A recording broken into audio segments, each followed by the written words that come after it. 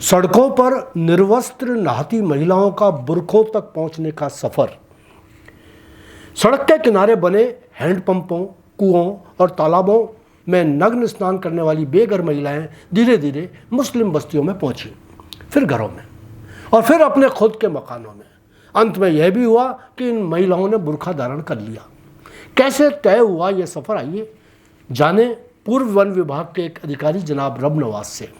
रब नवाज तारागढ़ अजमेर में रहते हैं और वन संरक्षण के लिए सरकार द्वारा सम्मानित भी किए जा चुके हैं।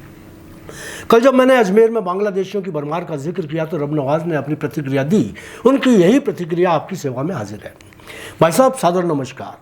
आपका ब्लॉग एकदम सच्चाई बयान करता हुआ है, एक एक शब्द सच्चाई से भरपूर। इस संबंध में मैं भी कुछ कहना चाहता हूँ, इस मामले में कुछ रोशनी डालने की कोशिश कर रहा हूँ।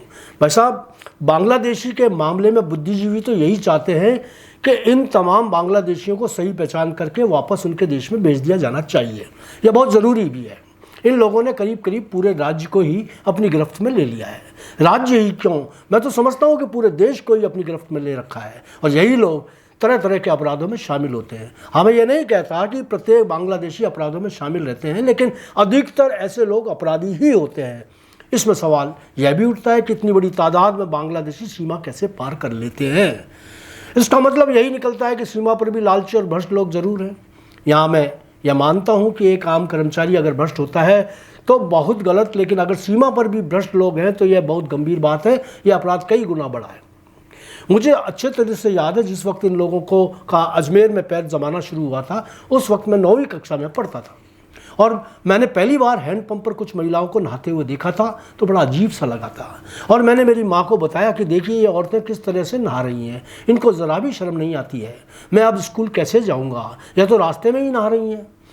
मेरे ताजुब की वजह यह थी कि उन औरतों ने अपने ब्लाउज़ तो उतार रखे थे और अपने पेटीकोट को अपने सीने पर बांध रखा था। बस यही वजह थी कि मैं ताजुब में पड़ गया था। फिर यही सीन रोज़ रोज़ देखने को मिलने लगे और धीरे धीरे यह सब कुछ नॉर्मल सा लगने लगा, क्योंकि यही लोग हमारे पड़ोस के घरों में काम भी करने लग गए।